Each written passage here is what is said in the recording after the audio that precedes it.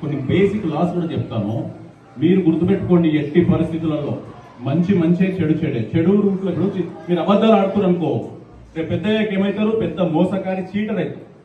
పెన్సిళ్ళు, రబ్బర్లు, పక్క వాళ్ళ బాక్స్ నుంచి ₹1, ₹2 దొంగతనం చేశారు అనుకో, రేపు నేరస్తులు అవుతారు. ఊకే గొడవ పడుతున్నారు అనుకో, రేపు రౌడీలు అవుతారు. సో చిన్నప్పటి నుంచే ఇలాంటి చెడు అలవాట్లు ఉండకూడదు. అబద్ధాలు, దొంగతనాలు, చాడీలు చెప్పడము, కొట్లాడుకోవడము, ఇవన్నీ చేయకూడదు.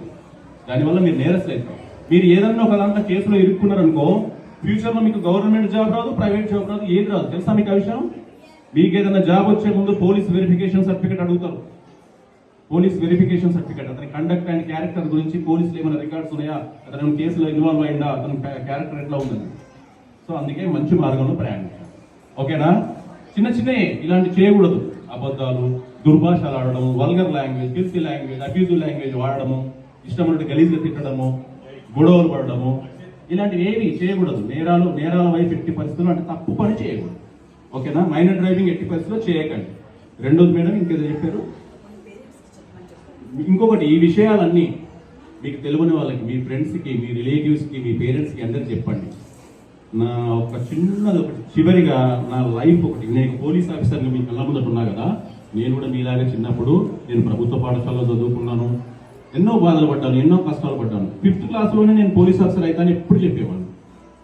మా విలేజ్లో చాలామంది హేళన కూడా చేసేది. అరే ఏదో చెప్పిండు, ఏం చేస్తుండు, డిగ్రీ అయిపోయింది, పీజీ అయిపోయింది, ఎంఎస్సీ మ్యాథమెటిక్స్ నేను. సో నేను యాక్చువల్గా ఐపీఎస్ గురించి ట్రై చేశాను. గ్రూప్ 1లో నాకు మెయిన్స్లో మిస్ అయింది. నేను ఎస్ఐ బ్యాచెస్కి కోచింగ్ ఇచ్చేవాడిని. ఇస్తూ నేను గ్రూప్స్, సివిల్స్ ప్రిపేర్ అయ్యేవాడిని. నా బ్యాచ్లో 8 మంది నా స్టూడెంట్స్ ఉన్నారు. నా బ్యాచ్లో అంటే ఎస్ఐ కోచింగ్ ఇస్తూ నేను గ్రూప్ ప్రిపేర్ అయ్యేవాడిని. అది మిస్ అయినందుకు ఇది కూడా పోతే కష్టం అవుతుంది, పోలీస్ ఆఫీసర్ కావాలి ఫస్ట్, ఎస్ఐ కూడా ఆఫీసర్ ర్యాంకే అని రాసేసేసాను. నేను కంబైన్డ్ ఏపీలో నాది 4th ర్యాంకు.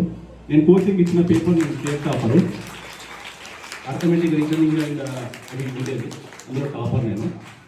అంత ఈజీగా రాలే ఈ పోలీస్ ఉద్యోగం కూడా. అది చెప్తాను, మీరు ఎంత పట్టుదలతో ఉంటే మీరు పైకి వస్తారో దానికి ఒక చిన్న ఇన్స్పిరేషన్ గురించి చెప్తాను. నాకు ఫస్ట్ ఫైనల్గా ఎస్ఐ అయినా ఆఫీసర్ ట్రై చేద్దామని చెప్పి వాళ్ళ కోచింగ్ ఇచ్చుకుంటూ నేను యాక్చువల్గా నేను మంచి డ్యాన్సర్ని and martial arts black belt. నేను యూట్యూబ్ వీడియోస్ కూడా చాలా ఉంటాయి. ఫేస్బుక్లో శివశంకర్ కూడా అనుకుంటున్నా, యూట్యూబ్లో ట్రాఫిక్ అవేర్నెస్ బై శివశంకర్ అన్న మీరు ఎన్నో చూడవచ్చు. అయితే రేపు 5 కిలోమీటర్స్ రన్నింగ్ చేయాలి పోలీస్ రిక్రూట్మెంట్ గురించి. బిఫోర్ డే నాకు 102 ఫీవర్ వచ్చింది. 102 ఫీవర్, నడవలేని పరిస్థితి. అప్పటికే మస్తు బాధపడ్డా. దానికి 2 మంత్స్ బిఫోర్ ఒకసారి ఫ్రెండ్ మ్యారేజ్కి వెళ్ళాను అనవసరంగా. ఒక 5 years విలేజ్ వదిలిపెట్టేసేసి నా అనుకున్న ఎయిమ్ సాధించాలని చెప్పి సిటీకి వచ్చేసిన. సైకిల్ దొక్కుంటూ వెళ్ళేవాడిని కోచింగ్లప్పుడు.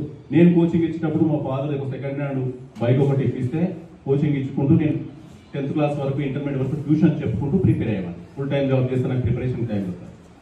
అనవసరంగా ఫ్రెండ్ మ్యారేజ్ బెస్ట్ ఫ్రెండ్ గాని పోయిన స్టేజ్ మీద నుంచి ఫ్రంట్ ఫ్లిప్ వేసిన, గాల్లో తిరిగి దూకిన. సరిగ్గా ల్యాండింగ్ కాలేదు. 2 పెద్ద వేళ్ళు ఇట్లా మలుచుకుపోయినాయి, లోపల 4 ముక్కలు అయినాయి బోర్డు. సరే అప్పుడు ఒక 2 monthsలో మంచి మెడికేషన్ తోటి దాన్ని రికవర్ చేసుకోగలిగాను. కానీ before day 5 kilometres before day నాకు ఫుల్ ఫీవర్. ఇక మా పేరెంట్స్, మా ఫ్రెండ్స్